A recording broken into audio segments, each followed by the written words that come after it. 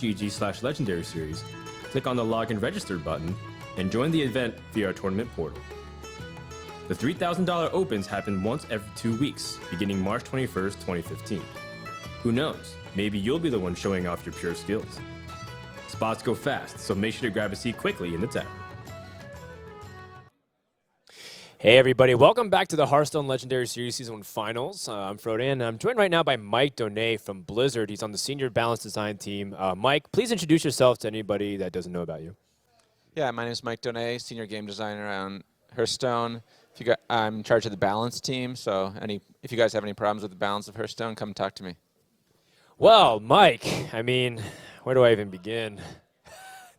So the first thing I want to talk to Mike about is kind of just getting yourself acclimated. So how have you been enjoying the tournament so far? This time you're not traveling all the way across the country or something to go to a tournament. It's only in your backyard. What do you think of it so far? Yeah, it's been really nice to be able to just drive up here in the morning. It's been a really nice, relaxed tournament. They have a good atmosphere here. It's really cool. How big is the Balance Design team? I saw some other guys. I saw Reels, former competitive player. I also saw Ixar. How many of you are there, and are they all here so far? I think I've seen most of them. Yeah, the Balance team is 4 guys. It's me, of course, Ixar, Reels, and Max. Who's the best player out of you 4 Balance Design-wise? I'm definitely the best player, but the other guys are learning really quick, and they're going to catch up. One guy laughed really loud. I'm pretty sure that was Max. Well, Mike, I wanted to ask you some questions retrospectively about some of the stuff that's been happening recently. People are really excited to hear what you guys have to announce in PAX. We'll let that happen when it's on timeline. Specifically, I wanted to talk about 2015, the announcement that you guys made. The first, of course, is the big elephant in the room, is that Undertaker was nerfed. And that was one of the things that confused, well, it's not confusing, but it's more like Blizzard stated in the past that they'll let the meta correct itself. We don't want to tweak the cards too much. We want to let the community figure out their own answers. But then you all of a sudden stepped in and said Undertaker needs a step backwards, and it took more of the mana worm approach, gaining plus attack every single time a death battle was played. What was the reason behind that specifically, if you're able to dive into that? Sure, yeah. Undertaker was a interesting decision for us. We thought about it a lot. We think about all of our balance changes a lot, and it was more than just the power level of the card for Undertaker, like most of our changes. It was also how you feel when Undertaker gets played against you on the first turn. You have this overwhelming feeling of like, oh, my creatures are going to get steamrolled, and the Undertaker's just going to keep getting bigger. And it's a really bad feeling, and it's like you didn't even get a chance to play your game. So that's one of the reasons that it got nerfed. And also its power level, of course, was very high. Yeah, it's completely a fair assessment. And something that, were you guys able to predict that when you first were talking about Undertaker? Because, I mean, I'm sure it's one of those things where you're like, this actually seems really cool because Death Rattle is a really interesting mechanic in Hearthstone, but I'm sure you didn't really anticipate that happening the way you did when Naxxramas was first released. Yeah, when we were balancing Naxxramas before it was released, we really wanted there to be a build around for Death Rattle, and we put in Undertaker and Baron Rivendare to do that, and we had to sort of make those 2 cards between the 2 of them be pretty strong, and Undertaker got the majority of that power, as you've seen. And since then, we sort of seen it develop, and it was out there for a long time. We watched it, and it was only a little bit too good, but it felt really bad, and it being too good for that long, we needed to change it. Well, I mean, there are cards like that, too, that feel like they're really, everyone complained about Sludge Belcher being in every deck for a while, but it's still one of those cards where it's very effective, but it wasn't ruining games, and then Undertaker crossed that line. Is that correct? Yeah, exactly. There's strong cards that you still get to play out your game plan, you still get to have fun, and then they just have a lot of power level when you play like Ragnarok or even Dr. Boom or Sludge Belcher. Oh, you're triggering me so hard right now, man. Great bait, mate. Well, I wanted to ask you about Conquest specifically. This is a new format going into 2015. People didn't really see that coming. It was just like, well, last year was standing. It was wildly successful in the year and change that Hearthstone was seen competitively for a while in tournaments. Why Conquest, and specifically, what do you like about it? I love Conquest. I like a lot of things it does. One of the things that it does is it makes it so that you're watching a different deck win each game. You're never watching the same deck. Like, sometimes I would watch Hunter win 3 in a row, and it's like, yeah, whatever, Hunter. But now it's like you see Mage win, and the next game you see Warlock win or Druid win or whatever it is. It's always at least different, and I really like that. Conquest also, there's no banning of your opponent's decks in Conquest. When I see Amaz go onto a tournament, I want to see him play Priest. I don't want to see it get banned out. And with the Conquest format, there's no bans, so it's a little bit more fun. Well, I think there's not necessarily even a need for it because it kind of keeps itself in check. Not to mention that there's a lot more diversity just by the fact that they have choice, right? They don't have to stick on a deck if they don't want to. They lose with it, and I think that was a really cool aspect of it. Yeah, the changing of decks, the choices, the diversity, not knowing what your opponent's playing, it mirrors ladder a little bit better, which I also like. When you're playing in ladder, you never know what your opponent's going to play. You just have an idea that you might play one of these decks. So I really like that aspect of it also. Cool. Thank you so much. I wanted to ask you a little bit about how the current state of the metagame is. Now that Undertaker has been nerfed, have you seen any interesting trends? Personally, have you seen any decks that come out that you're like, wow, we didn't expect that when we were even doing our own internal tests? Has anything surprised you since then from the results? One of the things when GVG first came out, Warlock was dominantly handlock, and then maybe a little bit of rush.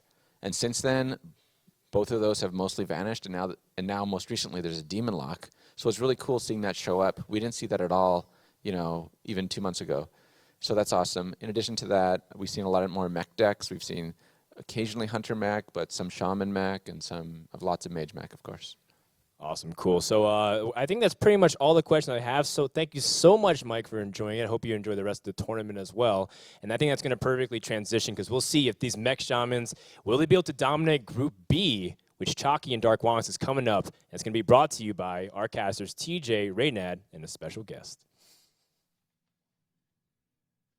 Alrighty, thanks Dan, thanks Mike. That was a really insightful interview, and of course, we are going to give Dan a break on the couch here. He said something about having a conversation with Mike about Dr. Boom in the back alley, so we'll see how that goes. But of course, I'm joined with Raynad once again, and Zalay is joining us on after his 2-0 run through Group A. So Zalay, how are you feeling? Awesome. I'm on top of the world. That's a bold statement there. So we'll see how well you do tomorrow. But for now, going to be joining us on the couch, Raynad as well. We have next up, it's going to be Chakki versus Darkwonyx. This is going to be the second match of Group B. Chakki of Team Dignitas, and of course Darkwonyx. He's teamless right now, but he's been on teams before, and he was looking pretty strong. He actually came out with the combo lock, something that was never before seen before he brought it out in the ESL Legendary Series. What are you guys' thoughts on that deck and its strengths? I'll let you take lead on this. Yeah, you played a lot of combo. Combo Lock's a sweet deck. It's a lot of fun. I don't know how comfortable I am with it in the metagame right now, but I played it to some success, so yeah, I think it's a really good deck. Yeah, Darkwonyx, we were talking to him a little bit yesterday, and he said that he wasn't actually confident in the combo lock to bring it today, but we'll have to see. We haven't seen him yet play today. Haven't seen Chakki either. There he is on your screen there, but as far as the deck choices of today, Raynad, are you surprised by anything? Are you taken aback by any of the deck choices that the players have made so far? Not too much. I mean, one player brought Shaman, but it wasn't Mech Shaman, which I thought was kind of sketchy. But aside from that, it was pretty straightforward. People just playing good decks. You're starting to see more Warrior, which makes a lot of sense because Rogue's very popular at this event. So, yeah. If I played it myself, I think I'll be playing very similar classes to what we've been seeing. Pretty excited to see Darkwonyx's game, though, for sure, because he's known for bringing out some pretty interesting decks. I mean, even going back to DreamHack, he was playing like Druid with no Ancient of Lores, stuff like that. So always brings cool stuff. Yeah, he's been an innovator in the scene for quite a while now. He's been touted as being one of the most creative deck builders in the scene. And Chakki, of course, you saw on your screen a little bit there. He was actually a Pokemon trading card game world finalist. And Zalay, you actually were named Player of the Year for Magic the Gathering. Is that correct? Right. How does the skill from other card games translate into Hearthstone? It translates pretty directly. You have to make some adjustments. In Hearthstone, I'm less interested in getting value out of my cards and more interested in tempo, just getting ahead on board, play my most expensive minion every turn, smack him in the face. Okay. Did you ever play Pokemon? I did play Pokemon, yeah. I won a couple really tiny tournaments, and then I went back to Magic. Didn't like Pokemon? It's fine. Prefer Magic? It's fine, but I like Magic. Okay. And of course, Raynad, we know you played Magic as well.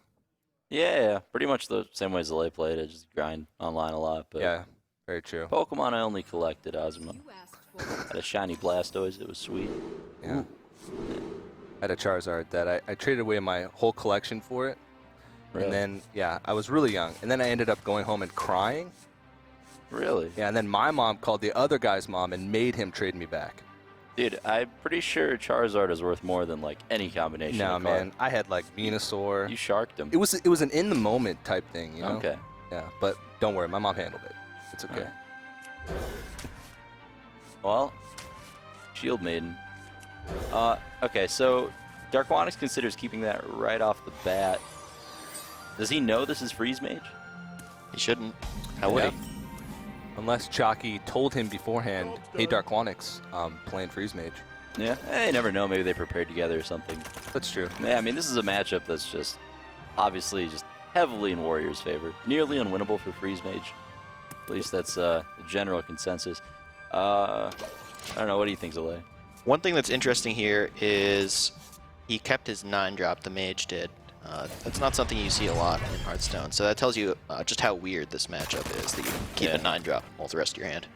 Yeah, if the mage does win, it's going to involve, well, usually a poor warrior draw where Ragnaros is not involved, but, you know, this game, that's definitely going to be an issue. But the mage can also get a pretty insane Antonitis off.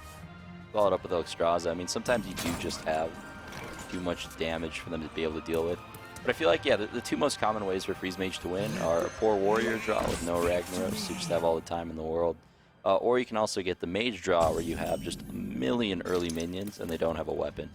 So you get a lot of free damage in off of loot hoarders and stuff. Yep, that's some good commentary. You have to have a lot of burn a lot of times to get through this matchup. A lot of people will say this matchup is like 90-10 or 95-5 in the Warrior favor because literally they can just armor up most turns and just win the game just by doing that, because eventually, unless they get like an Archmage Antonitis that sits on the board for way too long, they just don't have the damage to be able to take them down through all that armor. Yeah, this is one of the most lopsided matchups in Hearthstone, so Chakki is going to need a miracle. I bet he's not too pleased when he saw Warrior at the start of this game.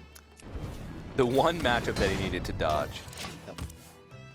Yeah, I mean, a deck like Freeze Mage is normally fantastic in a format like this, but, you know, the class order didn't exactly go his way this time. This matchup was tough before GVG, but then Freeze Mage didn't really gain that much from GVG, whereas Warrior got Shield Maiden, which is just the dream card against Freeze Mage for sure.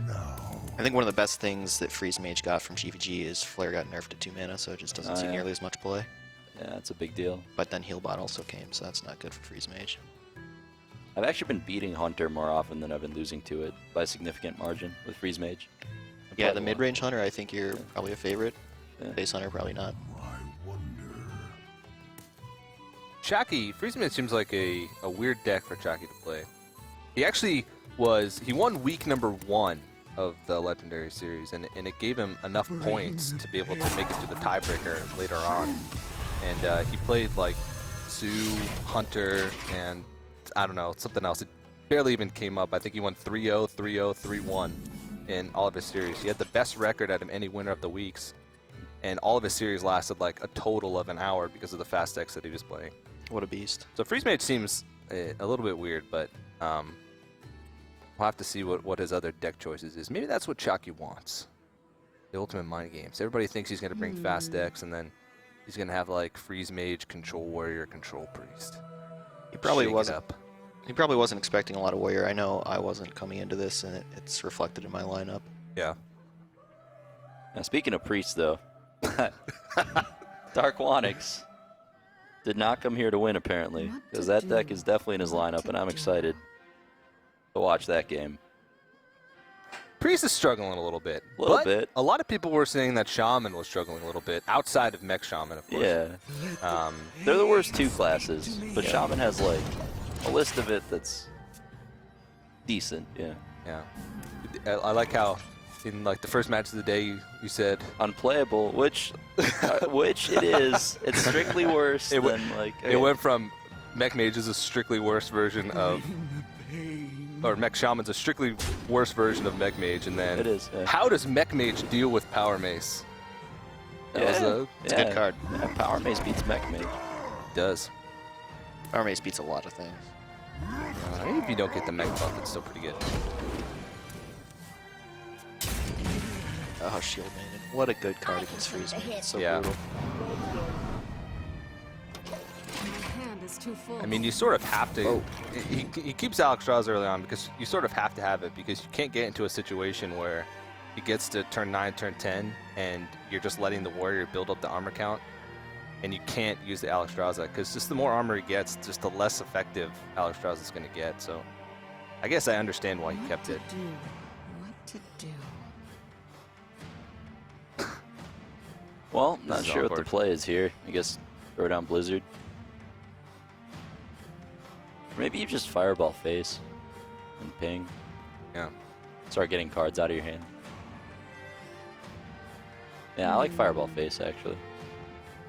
You need to keep the armor count as low as possible, especially if you're. He's keeping the coin to get out as early of an Alexstrasza as he possibly can.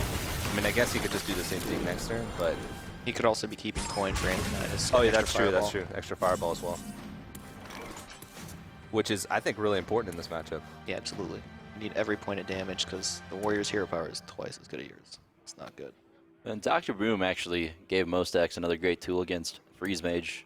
It just makes it that much harder to play. I mean, it's just a giant threat that's not going to die to Flame Strikes or Blizzards, and it pretty much forces you to start freezing every turn. The fact that every deck is, you know, threatening a 7/7 on turn 7 definitely makes it a little bit harder. But, you know, Freeze Mage is still really strong, especially when Rogue is really popular. It just hard counters so many classes. Dr. Broom has an interesting interaction with Freeze Mage because the Ice Block won't trigger on your own turn if you're killing off the boom bots, so you have to be careful, right? Yeah.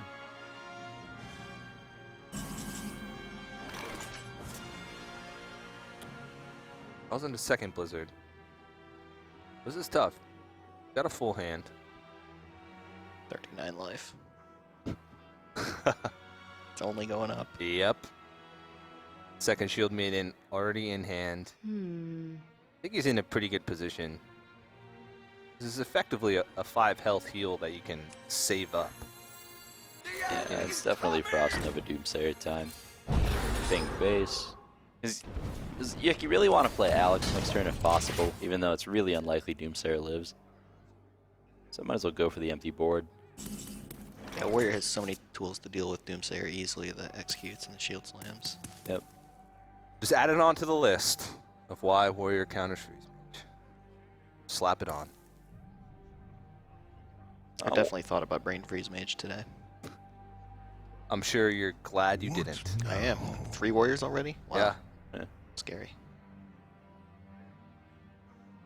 Well, this attorney definitely wants to play Rag, but I don't think he really can. So why is Rag so good against Freeze Mage? Well, the freeze effect doesn't affect. That's a good reason.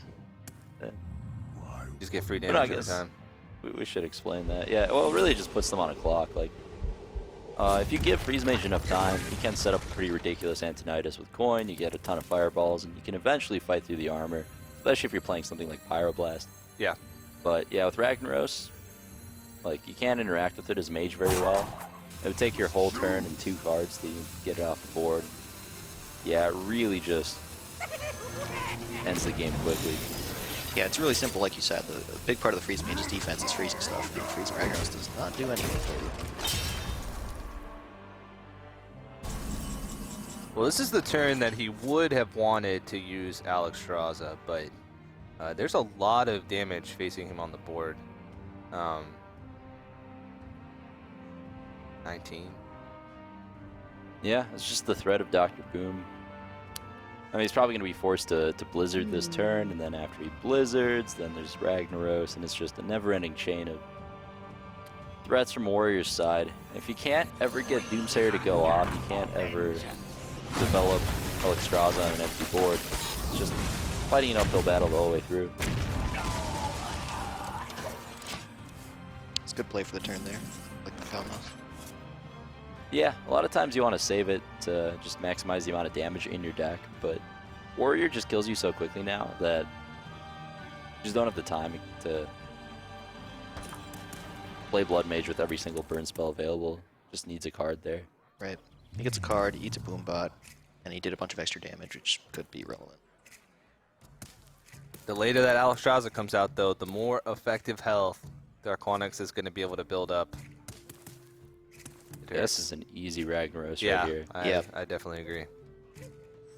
There's merit in weighing his options.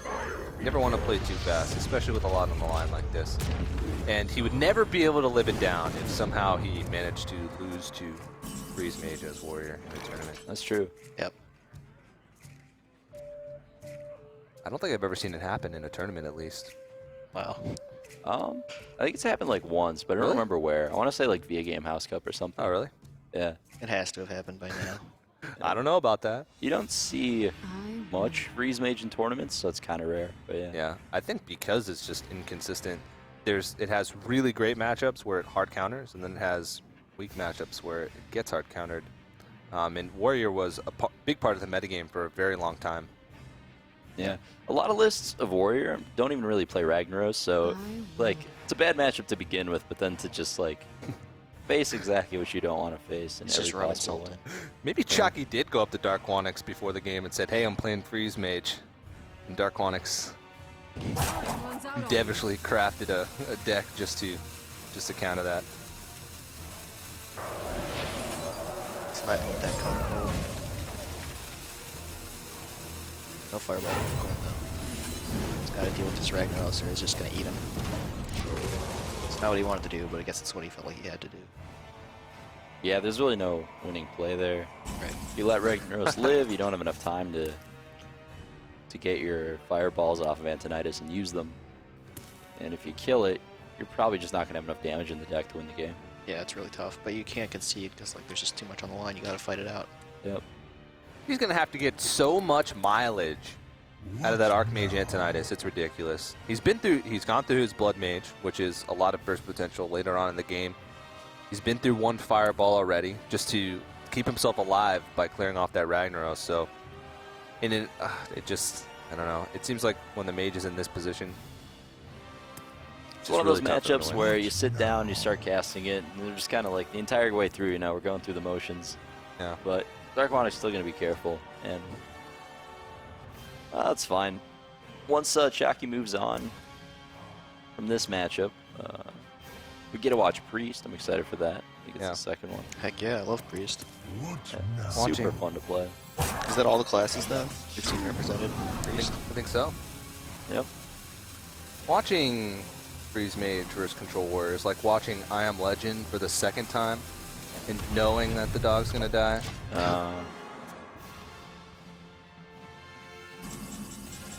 It's just really sad. He can clear. And he just needs 45 damage.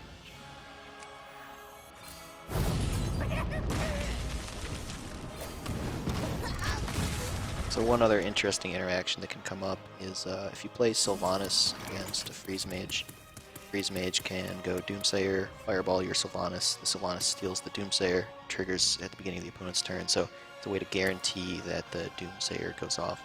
If you're ever playing against a Freeze Mage, you might want to rethink playing Sylvanas. Like you still can, there's still times when you do, but you should consider that. It can be risky, especially if you have stuff on your board that you want to protect. It's okay when it's empty. What's kind of interesting here is Darkwonyx's hand is kind of just filled up with a bunch of removal over the course of the game. So, I mean, if Chakki can just answer every threat that Darkwonyx has, I mean, is it possible to win that way? Like, if you just kill all their win conditions? Nope, you lose in fatigue. Right. Well, like I said, this Archmage Antonidas is going to have to do work. Yeah. Because even if he uses Alexstrasza now, he's still at effectively 32 health. After Pyroblast, that's 22. He'll have to get like 4 fireballs. Meanwhile, the warrior has to be doing nothing. Meanwhile, the warrior literally just does nothing, and all he has to do is have one piece of removal for the Archmage. Yeah. I'd like to see Alexstrasza here. Yeah, this might be a good time for it. Well, you have to draw out removal in some form or another, and the later you wait to play the Alexstrasza, it feels like the less effective it becomes. I mean, it's always the same amount of effectiveness, but... Right, the later you play it, the more likely they are to have BGH, but on the other hand, the earlier you play it, the sooner they get to develop the BGH, assuming they have it. So, it's a trade-off there. Deep. The sheep. Sheep has nice synergy with cards like Whirlwind and Deathspite. Yeah, it is another brick, though. when it comes to actually killing the mage. After this Sludge Belcher, that's it. There's no more threats. I mean, there's Death Bite for 8 damage. Yeah. We saw Gorehowl earlier. Yeah, Was that? I don't know about that. Who was playing Gorehowl? it was... I think it was your opponent in the first round, Zole. Oh yeah. Huh. Max. What are you guys' thoughts on Gorehowl? Well, Powerful card. yeah. I like it when I have to fit lots of things into my warrior deck because it's the win condition that requires the fewest deck slots. So like, if you build traditional control warrior, you have to play a lot. You can't just play like one Ragnaros because it's going to get big game hunted, so you're forced to play like Dr. Boom Ragnaros, like Straza, Gromosh, like a lot of slots dedicated to stuff. But if you play Gorehowl, you can like cut Alex and Rag. Maybe you keep Alex. But basically you just like cut multiple win conditions and just play the Gorehowl because it's going to give you inevitability. One thing that's interesting about Gorehowl is it has two very different purposes. It can be sort of like a mini Gromosh to burst your opponent for lethal, but most of the time it's like a huge card advantage card. It turns your life into a bunch of board presence and card advantage. Yeah, definitely. Or it just goes into a museum. No, don't say that. Nobody likes museums. I love museums. How dare you? Isn't Harrison just the most like... I feel offended when somebody Harrisons me. Like it's a an personal insult. attack? Yeah, How it's a dare personal you. attack. It just feels so bad. How dare you? Yeah, it's a painful thing. Yeah, it's a big swing for sure. Death's Bite. Gonna bite him. This just feels Oh, man. somewhat helpless. But I mean, he still is not drawing into any way to win. And Well, Antonidas is there. If the warrior doesn't have any of his executes or any of his shield slams, maybe Antonidas can win. Of course, we know that's not the case. He has hope. I mean, you can lead with the Alex, and there is only one execute. yeah, that's true. But then again, you just have to put that Alex out early. I would love to have seen that Alex come out a few turns ago. Surprising to see Healbot in this deck. I wonder what he cut. 'Cause he's playing Cone of Colds and Healbot. Normally, I think 28 cards in Freeze Major Core, so it's interesting to see. There's like the Loot Hoarder Novice Engineer slot. Right, well, Loot Hoarders... Oh yeah, he cut both of them, I think, is what happened. He's not Yeah. playing Loot Hoarder. Doesn't seem like he has either of those. Did we see sheep? Does the warrior have sheep and not the freeze mage? I think so. I don't think we've seen the sheep either. It's interesting. Yeah. Sheep's really nice in mage because of the hero power. Obviously, you have a way to trigger it. Oh but, no. Oh no. Other The life shield gain. block. I wouldn't even play it. I would execute, play Belcher, and armor. Well, you might want to dig for the next removal. Because right now, he's got to know that if he uses his execute right now, then if Antonidas comes down the following turn, he doesn't have a clean way to deal with it. That's a good point. That's kind of like how he loses this game. If Yeah. he loses this game. What now? I mean, guess he could throw... See, I don't know. It's just really tough. You'd hate to have to try to brawl to kill Antonidas because, like, you want to have 100% win here, not whatever you got from the brawl. I was thinking about letting it live, which might be better. I think he can actually take the damage. Well, like, you just set up 2 Sludge Belchers. It's not going to deal damage to you. So that way you guarantee having a removal spell through. Yeah. That's nice. And the smart thing here is that he holds on to the Despite instead of using the Despite as the trigger for the execute. So that way he has that extra damage to be able to take out the Archmage Antonidas if he doesn't draw into a removal the following turn. Yeah, smart play. I like that.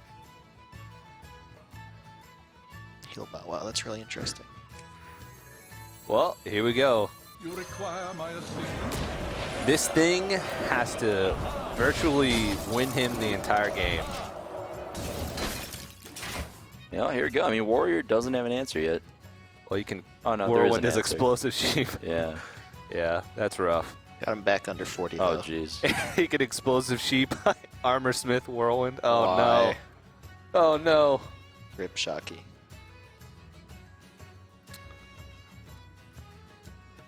I wonder. This is brutal. Armor made to fit. For all of you guys out there who want to participate in the epic meme competition for the free packs, a screenshot of Chakki's face once he sees how much armor Darkwonyx is going to have after this turn is probably going to win you some packs. Yeah, that's a good idea. I don't think it'll be that different though, right? It's just kind of been a slow climb to the, or descent, I guess. Yeah, that's true. Yeah, he sees us coming a mile away. Chakki started with a slight smirk on his face, and his mouth has slowly just descended down into, Oh no. I don't even know what you call that. Le Chakki face. Le Alright, toucan. West. You got this, buddy. I believe in you. Do it. Got him down to 29. Nice. Back in it, boys. Making progress.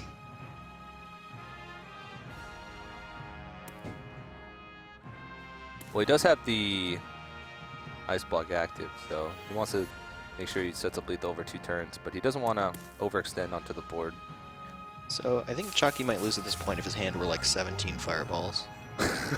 Like he just doesn't have enough time, does he? Yeah.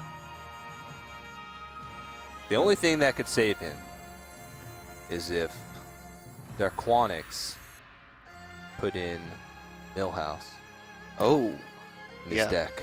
That could happen. We've seen some interesting cards today. Yeah, we actually saw in the Master Builder series where you had to put in a certain amount of legendaries. Koyuki played a Millhouse when someone had an Archmage Antonitis in their hand, so they just Archmage Antonitis an endless loop of fireballs. Yeah, I saw that. That was hilarious. It was gross, That's amazing. but fun.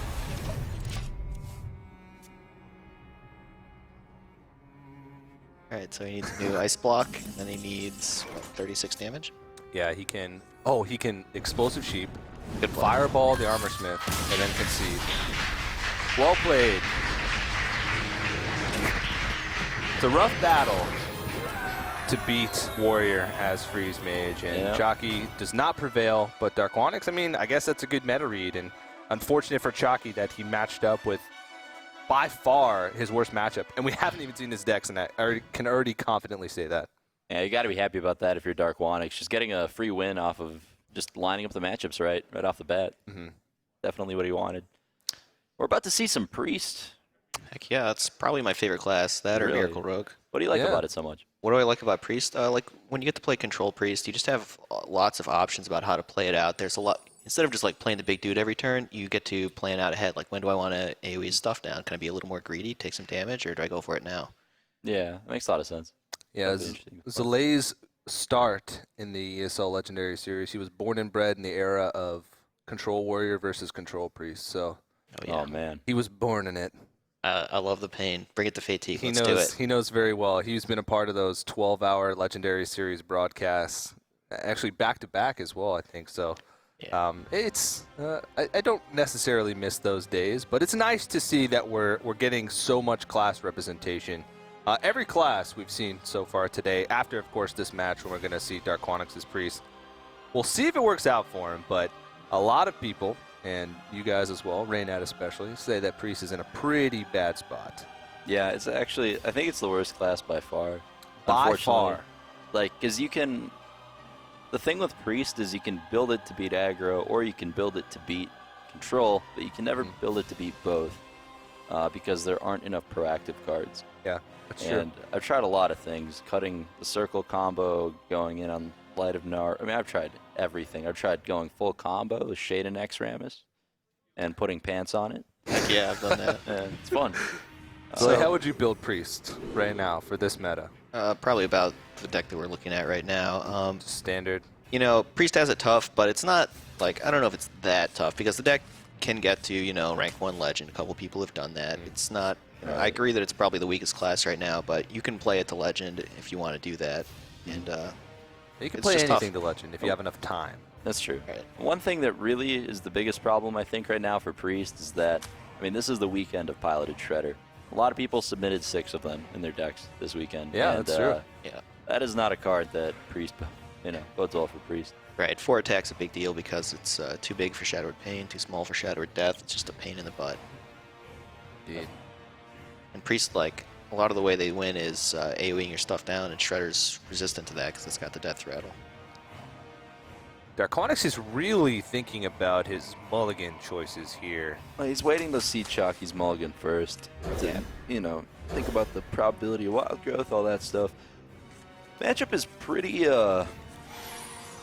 opening hand dependent, I feel like. There is the wild growth. Whoa, wow. Shade. I'm surprised we didn't see Pile to Trigger get kept, even though it... Yeah. Even though you'd expect to play it turn 4, I would still have kept it. Yeah. Well, Zombie Chow usually isn't as effective against Druid. Yeah, basically, the winner of this matchup is just dependent on who can get on board faster.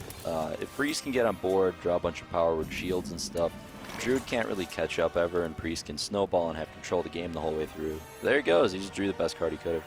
Dark Cultist is the best card in the matchup, in my opinion. Well, that or Blade Master if you're good at drawing circle.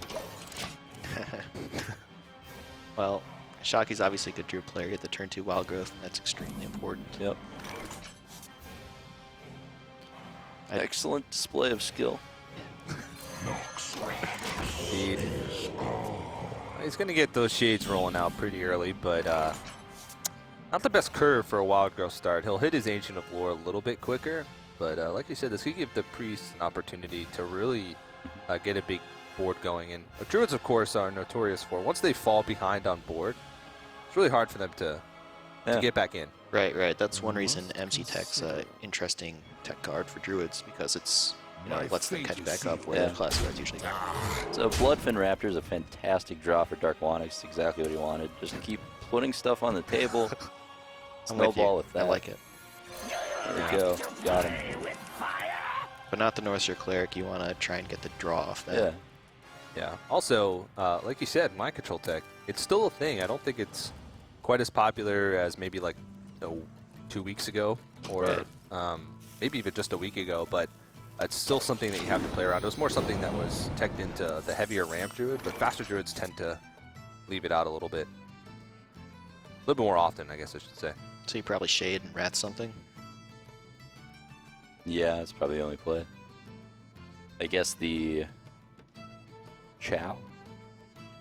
I lean towards the Pyromancer because... I mean, I guess the Chow because Alkanai could be coming down next turn, you're saying? No, because next turn you can hero power the Pyro and then swipe.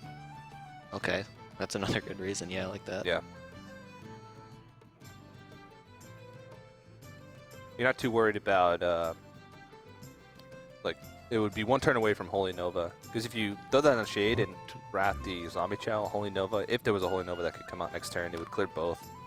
But he's 1 mana off from that, so... Alright, the Holy Nova Pyromancer interaction is what we're talking about. Yeah.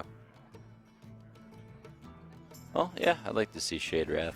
Seems to make the most sense. Shade's a tricky card to play with because you always have to think about, is this the turn where I unstealth it? I think it's a pretty easy no this time, but there are a lot of decisions with Shade. I know that was a card that's hard for me to get used to. Definitely, it takes a lot of time. It's like the highest skill ceiling 3-drop. Okay. What are the 3? Oh, maybe the Frothing Berserker, yeah. Frothing Berserker. Weird play to me. Being greedy with a swipe. I mean, this telegraphs swipe pretty easily. I guess this is fine, because, well, Priest isn't going to play spells, so if it plays a minion, your Wrath just gets a bit more value, I guess. So this plays into Northshire Cleric a little bit. Is someone injured? Just heal up the whelp. If he draws Circle of Healing here, it's insane. Crazy things happen. Yeah, Pyromancer, Northshire Cleric, Circle of Healing, it's good times. I got to kill my opponent on like turn 6 or something because he played 2 Northshire Clerics once and I double circled. Oh my god. So he drew, I think it was like 24 cards or something. Just killed him right on the spot. Well, That's a mistake that every new Priest player makes, is like later on in the game, especially in the mirror matchup, they just don't think about it. Yeah. And Never then go they full just, Northshire. oh yeah, I just throw down my Northshire Cleric because it's a card in my hand, it's a body on the board. Yeah, never go full Northshire. Even against a Shaman, sometimes it can be a little bit dangerous. There's a healing totem. All of a sudden they draw a healing totem and just bottom your deck out and you lose. Yeah. I think they're bluffing 3 drops now or something.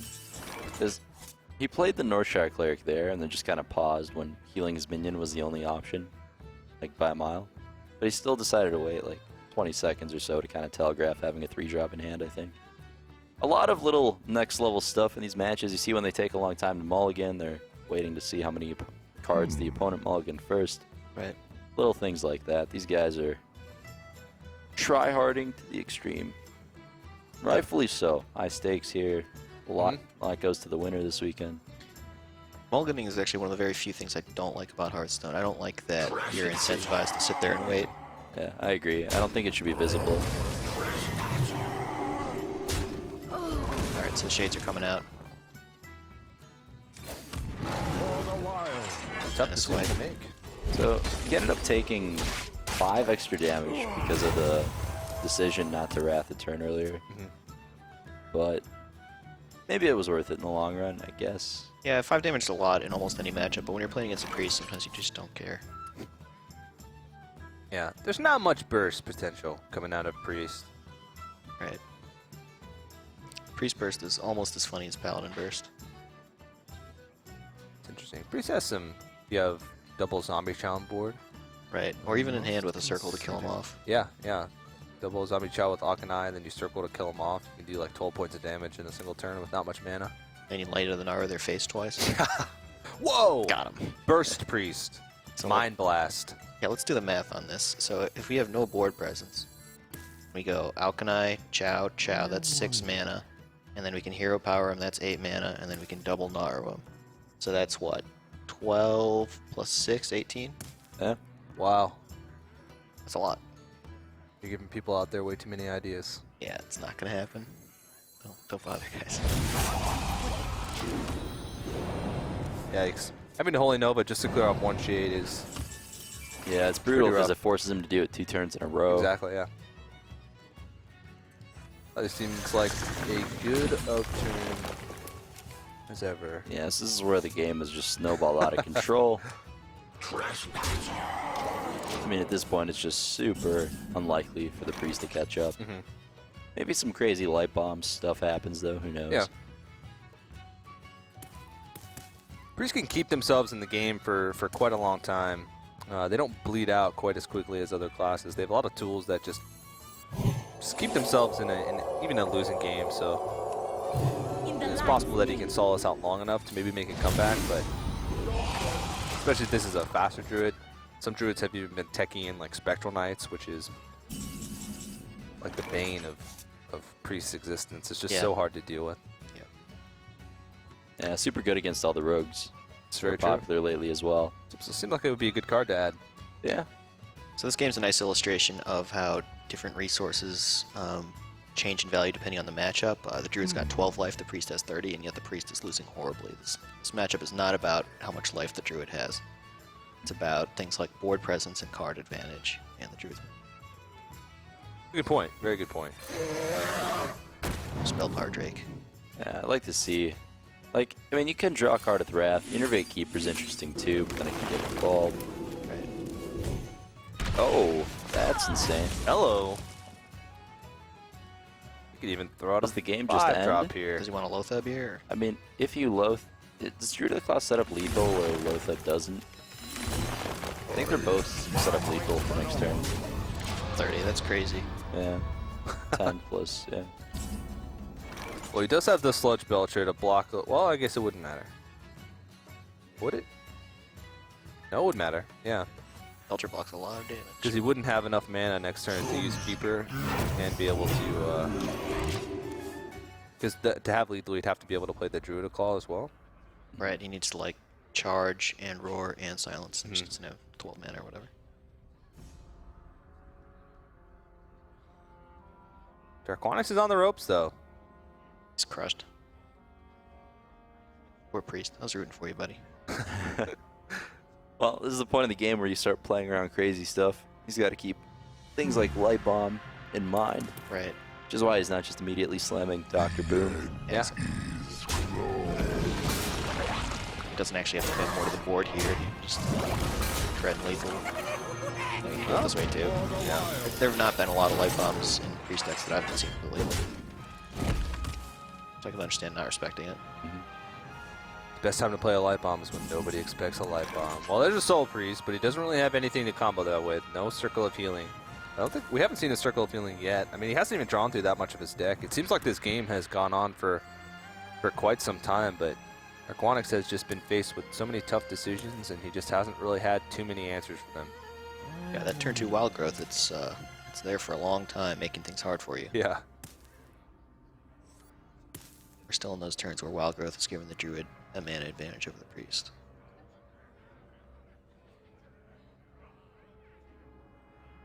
So he can, I mean, he doesn't even have enough mana this turn to use Shadow or Death and be able to steal Is someone injured? like a Boom Bot with the Cabal. It's just, Fishing for Circle. ooh, yeah. That was a good play. My thanks. Thank you. Cold-blooded Chakki. Job's done. Oh, and he concedes, and Chakki's gonna tie this one up 1-1.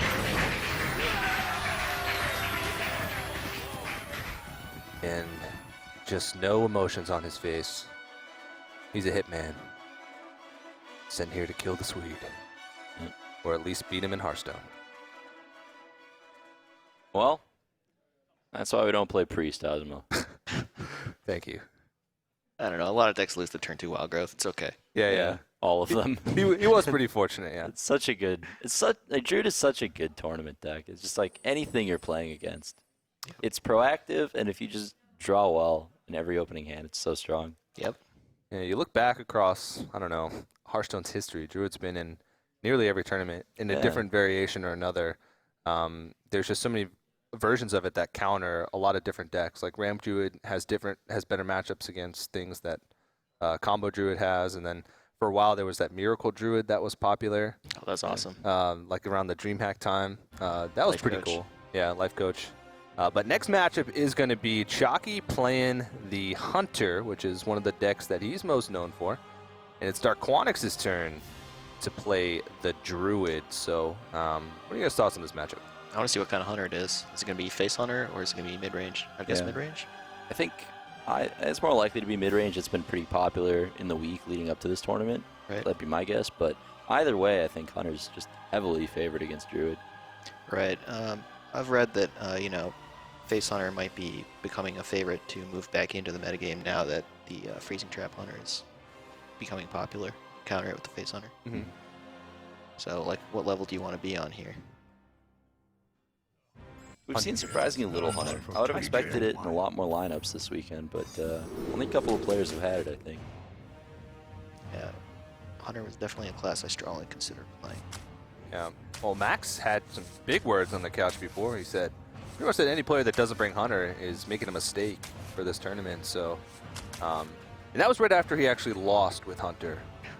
So I'm not sure how much merit that statement held, but I think it's a pretty good claim here. A lot of players have been saying that Hunter is back on the rise.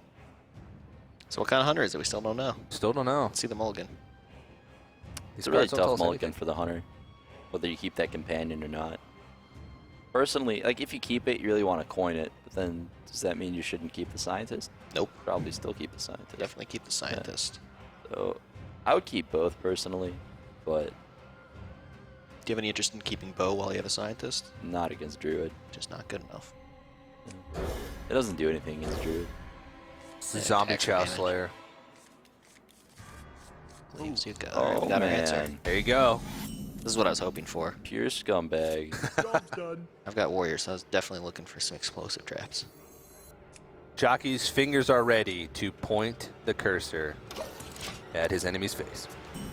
Good Well, Druids all around today. Aggressive turn 1. Night Juggler, I like it. Yeah, Get him. definitely the play. Yeah. That's really punishes wild growth. Well, he does have like a good curve after the wild growth. Like Keeper of the Grove is a great card to have early on against Hunter. Yeah, it's a huge swing next turn. Yeah. But I mean, I don't think he's even going to be too upset by it because he's already starting to pile in the damage. Ooh, Oh. Innervate. Does that do anything? Not this turn. but soon. Yeah, it could be a big swing card later on. I mean, I know there's not that much of a later on Yeah. when you're facing Face Hunter, but it's still a pretty flexible card as long as you have things to play. This is actually our second Druid of the weekend. It's playing Harrison Jones, which is pretty cool. A lot of people really prepared for Rogue as a Good choice. deck this weekend. Looks pretty good. Yeah, great in this matchup too. Prevent some damage on your face. Well, I think 3 out of the 4 most represented classes, it would be Hunter, Rogue, and Warrior. Wow. All are pretty weak to Harrison, so it's a good read. Mage is up there as well. I think it's tied with Warrior as far as representation goes. Yeah, pretty interesting that Chakki ended up buffing Scientist to 4 attack there and just went face instead of trading for the 2/4. Yeah, wow.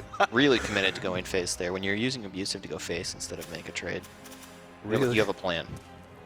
really complex, and Yeah. It's See funny. the decision making involved. I've played a little face hunter. It was harder than I thought. I mean, maybe I'm overthinking it. I know you're supposed to just go face every time, but I actually had to think things through. That was Yeah. I had a funny story. It's not really a funny story. It's just a very salty story from my end. Good. I think it was in the January season. My game to Legend, I faced you, and you were playing Face Hunter, and you beat me on turn 5. Oh my god, that's an awesome story. I love that story. I was very salty. I almost went on and tweeted at you, but You should have. I decided not to. God, that would have been great. I swallowed the salt for another day. But we're gonna have a rematch. No Face Hunter allowed. No face hunters.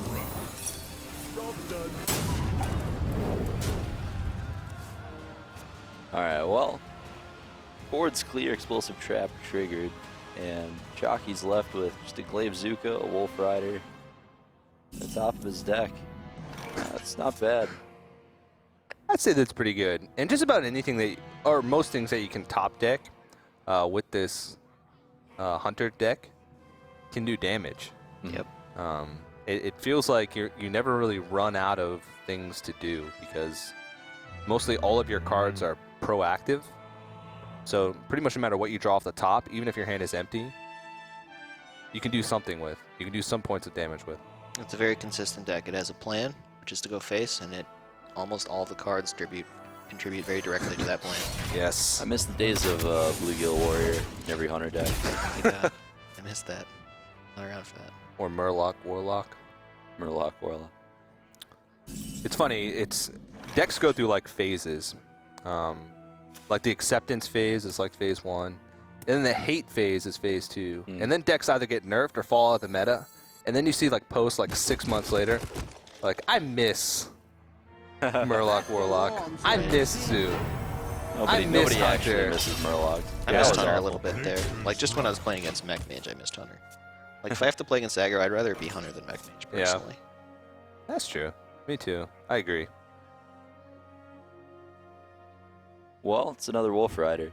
I guess you just keep going face. He's probably doing some Savage Roar math right now, but I wonder. the question here is, do you Wolf Rider Hero Power, or do you Explosive Trap Leper Gnome Hero Power? Do you not Hero Power at all? Right, the hunter always has to figure out like how long is this game going to go, how many hero powers do I fit in while dumping my hand, because usually the cards in your hand are better than the hero power, but not if you run out of stuff to do.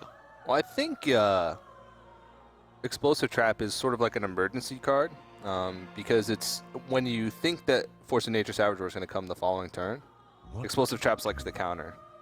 Right. Yeah, if they have a clear board. Yeah. You have to factor in how much damage is on the board with just a Savage Roar alone. But holding on to the Explosive Trap until you're at least in like a little bit more danger, I think Power is a of good the Wild might help Keeper of the Grove survive Explosive at some point, but we're probably just going to see it traded off here. I mean, don't you just trade off and heal yourself? I don't see any other play. So we didn't really talk about Power of the Wild very much. Do you think this is that's just a card that he added in for like a standard fast druid, or do you think he's playing like Violet Teachers or some variation of a token druid here? It's kind of, Has to be fun teacher, right? yeah, I guess. I mean, it's kind of a weird card. When I played some like Teacher Power of the Wild stuff, I liked the teachers and I didn't like Power of the Wild. I'd seriously consider playing a Druid deck that has teachers in the Shredder slot. Because I just like teachers so much, and I might cut Power of the Wild even though I have teachers. Because I didn't really like the card that much. Okay. Yeah, it's a very good point. Teachers are super strong. I kind of felt the same way. It's like the games where Power of the Wild is good. I'm so far ahead anyway because I have a teacher. Right. And who wants a 2-mana 3/2? It's just not very good. Yeah. Well, he draws into a kill command, but he has no beast to activate it right now, and there's a lot of damage being presented on board. He's getting very close to getting to a point where he's going to lose next turn to just a Savage Roar, so he's actually on a pretty short clock here. But Darkwonyx is now sitting at just 6 health. It's going to heal up, right? Yeah, he has to. Yeah.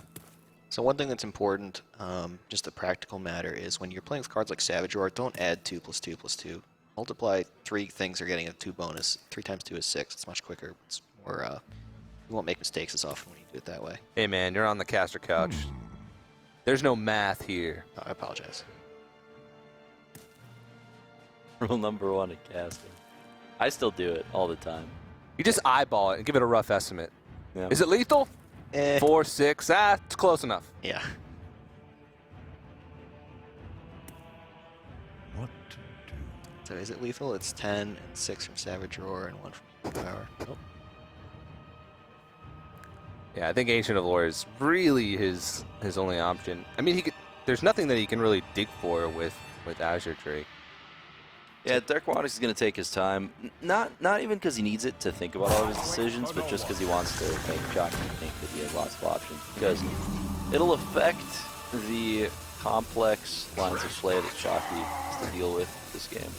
And do you not trade into the Leopard Gnome? Because it's 2 damage either way, right? Yeah, he goes face. Yeah. Like, the game's going to end in 1 turn, so there's no point killing the Leopard Gnome. It's going to take 2 from you either way. Whoa. Well, that's a little bit unfortunate. Yeah, it's not lethal, so... Yeah. Not quite. So is it time for offensive kill command on the 6/5? Oh, God. With, like, an explosive trap. Yeah. Then he can hero power. He can go face with the Leopard Gnome. Yeah. I think he's dead. Yeah, he's probably not going to play around the Savage Roar anymore. Probably going to take a line of play that's like stronger against non-Savage Roar, I would guess, and then just lose to the Savage Roar. Well, even just Cenarius next turn would actually be a victory, and he could just put his creatures out of range of Explosive Trap as well. So he might be thinking that he needs to set up for Explosive Trap, but I don't think it's even going to be enough. That's a good point. I wonder how different this game would have been if he traded into the Keeper of the Grove on turn 3. Yeah. Right. All right, well, I think that's going to be it. Like the 4 damage he gained from doing that would have been, I think, possibly 6 damage extra for minions that Darkwonyx couldn't deal with. Yeah. Well, he's actually going to choose to not show the Cenarius here and just show the second Power of the Wild. Really smart play, concealing some information for later on in the match, but it looks like Darkwonyx is going to take a 2-1 lead in this series over Chakki, and he's 1 point away from moving on to the winner's match of Yeah, Group it's super surprising. I mean, that matchup is bad for Druid. Really tough to win, but I mean, that Wild Growth into Keeper of the Grove paid off pretty well. I'm not sure that it is bad for Druid, but he did have a really good curve. Yeah. The Druid's pretty good at racing. Savage Roar goes a long way to winning a race. That's a good point. He didn't even need the Savage Roar. He won with just the, I mean, the good old classic Power of the Wilds. even when you don't play the card, it still influences things throughout the game. That's a good point. Yeah, that's a good point. Well, Chakki has to be a little bit shaken after that one because the Face Hunter has sort of been his go-to deck over the course of the Legendary Series. I mentioned in the very first week, he actually had so much success with his very fast decks that he actually had the highest win percentage out of any other player in the weeks that they won. So it was a really impressive performance, but he's on the ropes now. He's one game away from not being eliminated, but being sent down to the losers bracket where he'd be one game away from going home. Tough stuff. Tough spot to be. Definitely. Well, we're going to move into game number 4.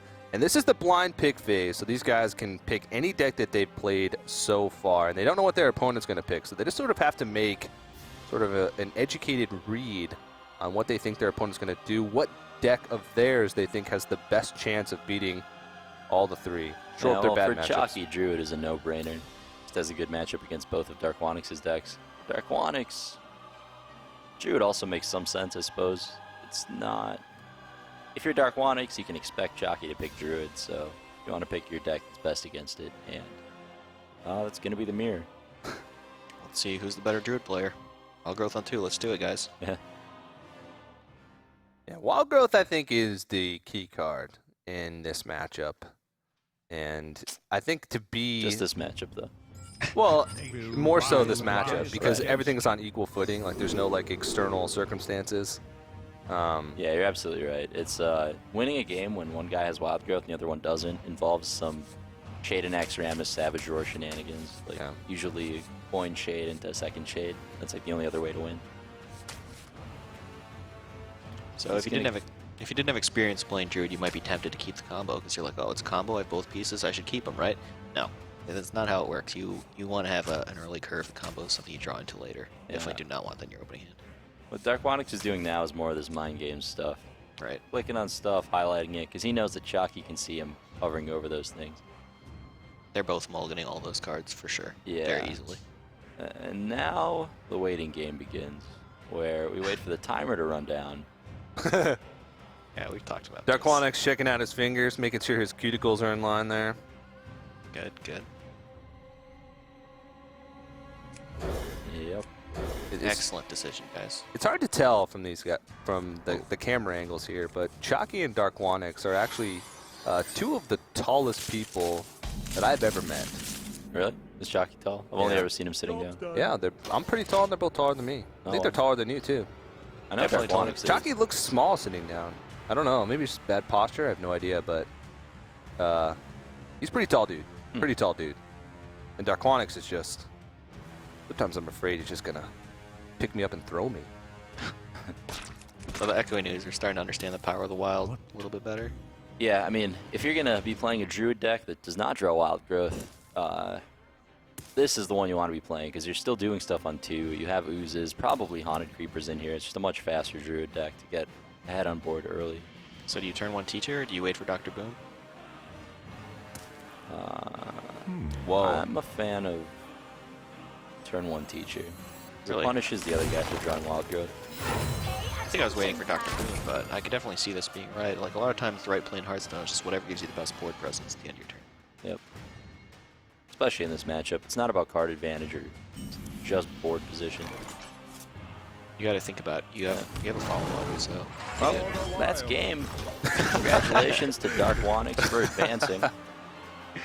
3-1. Oh wow! Yeah. Oh wow.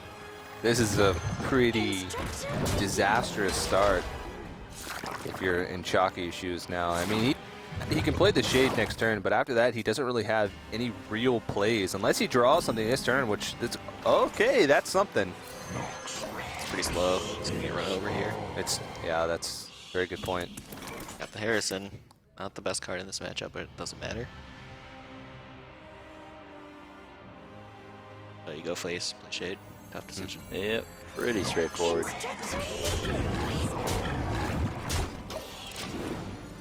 So do you have to immediately reveal the Shade here because you're so worried about dying? Doesn't seem very good. Well, you can get rid of the Violet Teacher with that line of play, but Now that you drew Keeper, I think you do. yeah. And it gives you a 2-4 to start taking out Oozes with as well. Probably the play. I mean, we're already getting close to the point where we might have had to start counting lethal. All right, Savage Roar's 10, so that's a quick count. I would just do it because it's never going to deal more than this. And it lets you get a pretty clean Shredder kill. Mhm. As long as whatever it drops is 2 or less health. 18th turn 5 up. Get a token too. You do get a token. Yeah, you're not doing anything else, so you just do it. I think if you had a minion, I'd probably play that instead. But in real Darkwonyx fashion, he's going to make it seem like he's got more choices. Yep. Let me think of which 4-drop to play. Yeah. I think I'll Savage Roar instead. Should I play my Keeper or my Piloted Shredder or my second Violet Teacher? I want to ask you guys this. Is there any chance you go face instead of trading into the Shredder? Put him down to 5? Time waits for no one. I don't know. According to the rules, we can't do math, so I didn't know that it would put him at 5. But if that is, in fact, the number he would be left at, that sounds better. Oh, I see it. So punished. Yikes. I'm really glad to see that Millhouse right now. That's what you get for taking your whole Oh, turn, is it a Darkwonyx. The only card you could play was Savage Roar. He didn't attack with his Shade. I don't like that. That plays around swipe. Whoa. Like, if he got his Shade swiped here, he could be losing this game.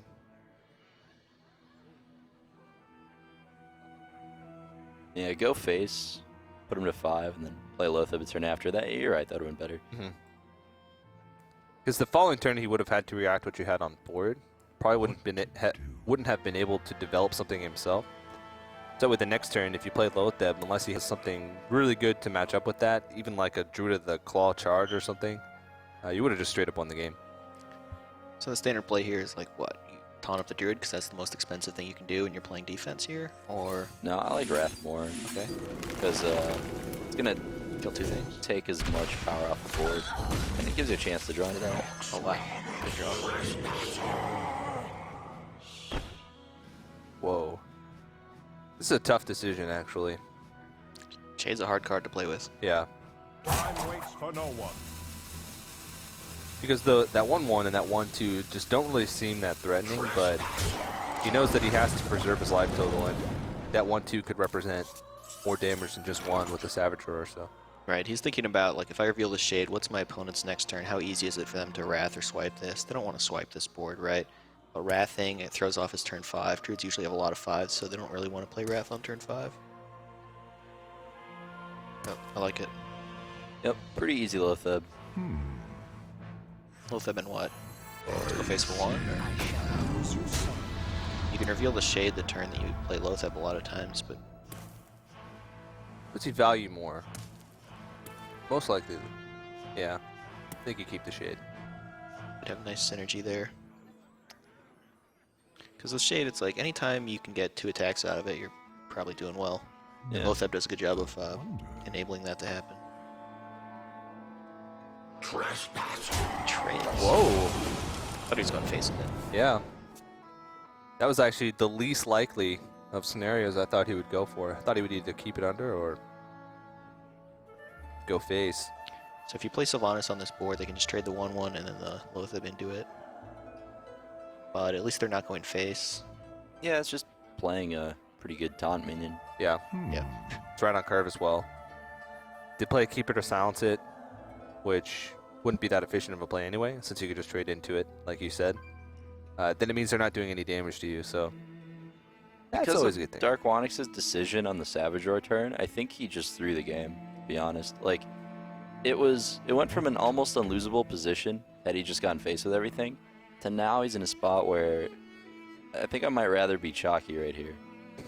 It may have cost him the game. I don't know if it's fair to say it threw the game, Within the because game. like it's tough. Like Millhouse is a very unlikely outcome, right? That's the one of worst case scenario, Right. right? Yeah. Is maybe Doomsayer's worse there? I don't know. I didn't do the math. No, probably Millhouse is worse. Yeah, I think so. No time for games. Represents the most damage. I just don't think he was expecting it. He took his whole turn trying to, I don't know. But then he Think those also options like are didn't mind attack games. with the Shade as well. Mhm, So very it was true. like a few different things about that turn. Yeah, the turn was definitely questionable. Mhm. It was a tough turn.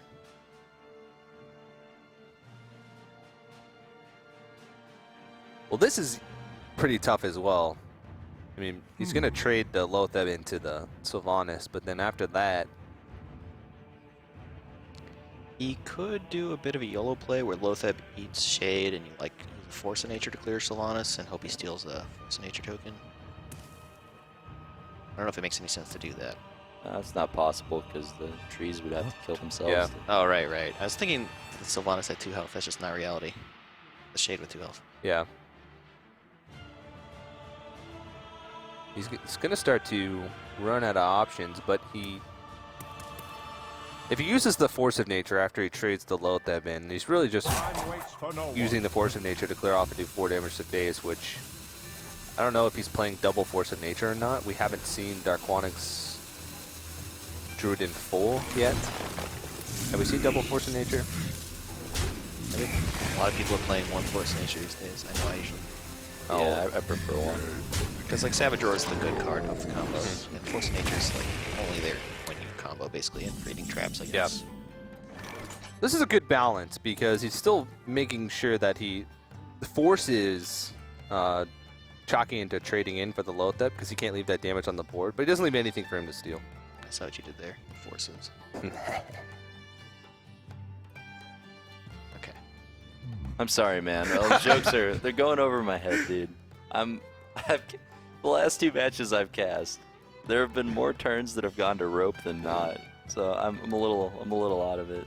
They're like good games, but it's like 2 very aggressive decks being played and a lot of mind games with like thinking through all the decisions. I'd probably be doing the same thing in their spot, to be fair. It's a serious tournament. Even if you don't want to bluff stuff, it's important to make sure you consider all your options. There's a lot of very small aspects of tournaments like this that often go overlooked. Things like small mind games or even like Max was talking about earlier with the golden cards. I mean, that's probably completely irrelevant, and knowing if somebody is a level 54 warrior is never something that's going to help you win a competitive match. But it's just an example of like what goes into a lot of players' minds when they make like just small, tiny decisions in play and in tournament play that they think is going to help them gain an advantage. Yeah. When you're playing for thousands of dollars, you can pretty much always find a reason to rope if you're looking for it. Yeah. Like when you don't, it's honestly just because you're trying to conserve your energy. Yeah. At the same time, you don't want to overthink, though. You don't want to rope just for the sake of roping. Man, oh! Chain reaction. 1 to the face is really important that it wasn't like more, because he's so close to dead to that swipe. Well, that worked out pretty well. Yeah, taunt and just sets up lethal. Wow. Darkwonyx needs exactly the other swipe. Is there another? Oh my god. What a battle. And Darkwonyx, with the top decked second swipe, is going to take this series 3-1. He needed exactly that card to win. This guy's deck is There's crazy. nothing my pasta could. I don't know. I forget. Something Dank memes here. Something along those lines. But overall, well played. There was that one questionable turn, but RNGesus was smiling down I mean, on him today. the RNG went both ways. The Millhouse off Shredder was so huge. Yeah. I think that was one of the reasons why that turn shook him up so much, is because he just wasn't expecting the Millhouse. And it's a very small chance, but it's always something that you have to keep in the back of your mind. And he just didn't leave himself enough time to react to whatever that piloted Shredder was going to throw out. Yeah, Darkwonyx really won that game because of his deck building decision, where neither player drew Wild Growth, but he built his deck with Echoing Oozes and Power of the Wild, so his deck was less reliant on it. So he managed to win the game where neither player draws Wild Growth. Like I think his deck would most of the time. Yeah, that's a good point. Another way to build Druid to win when you don't have Wild Growth is to put Mech Warper in that slot. Yep. Yeah, I'm a big fan of that too, with the 2 Yeti and 2 Shredder. It's really good too. Alrighty, yeah. So, of course, Darkwonyx is going to move on to face Pimping Ho, and Chakki's going to move down to face Waifu in the elimination match. So, if you guys are having fun, of course, Frodan made you guys that meme tournament happening. He's going to give out some free packs to you guys. Whoever creates the dankest meme of the day, you can head over, tweet at us, #HLS at ESL Hearthstone. Let us know what you guys think. Let us know if you're enjoying the tournament so far, what have been your favorite plays, and come up with some memes to show us, because we got some free packs to give you guys away. And of course, a big shout out to the people that make all this possible. Of course, Newegg Esports. You can head over to esl.gg/Newegg Esports. Check out some of their products. They've been with us the entire season, and they're one of the main reasons why we've been able to have this Legendary Series Season 1, fly all these players out here, hold a big event in the ESL studios in Burbank, and it's just been a really fun ride. So make sure you guys just head on over there, check out some of their products, and support the scene. So it's been really good. What are you guys' final thoughts on that matchup? And Zalay, especially after seeing every single player so far, are you scared of anybody going into tomorrow? I mean, I'm scared of everybody going into tomorrow. You do not get here without being a good player. There's no other way. Alrighty, well, we do have an interview with the winner, Darkwonyx, over on the couch. So Anastasia, take it away. Thank you so much, TJ. I am joined here today with the winner of the match of Chakki versus Darkwonyx. Darkwonyx, how are you feeling? Feeling pretty decent. Only decent? You just won. It was, and I mean, let's be honest, I don't think you could hear, but Reynad was saying that you needed exactly a swipe, and lo and behold, you get a swipe. Yeah, it's like top decking and wrecking, and 2.0 wrecking though. Yeah, there we go, there we go. So one thing I wanted to say, you're actually the tallest winner that I've had on the couch today. Would you like to tell the stream and everybody here in the audience just how tall you are? I'm 196 centimeters, and that's like 6.5 or 6.6, I guess. You mean feet? 6.6. Oh wow! So 6'6", everybody. And do you find yourself that it could be hard getting around here in America, or do you have no trouble at all? I guess you have some small cars, but I'll deal with it. Actually, I find in America they have pretty big cars usually. You guys don't have small cars in Europe? They have like, I guess they have like wide seats, but they don't have tall seats in a way. So. Well, let's get on to actually something about the game. So you were mentioning in your interview with ESL that Zalea was very tough to face, and you're facing him in the next match. How do you feel about that?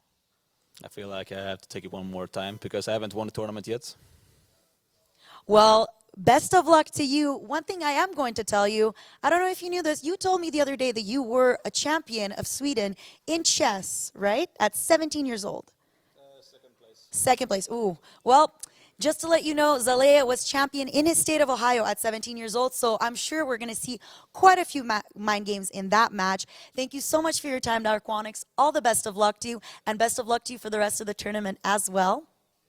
For those of you just tuning in, don't go anywhere. We have the winner of Group A, Zalea, going against the winner of Group B, Darkwonyx, in just a few short moments. For those of you that haven't been getting in on the fun, make sure to hashtag HLS right here. And hey, if you have some dank memes, Frodan was looking for those, and you might just win some free packs. Stay tuned.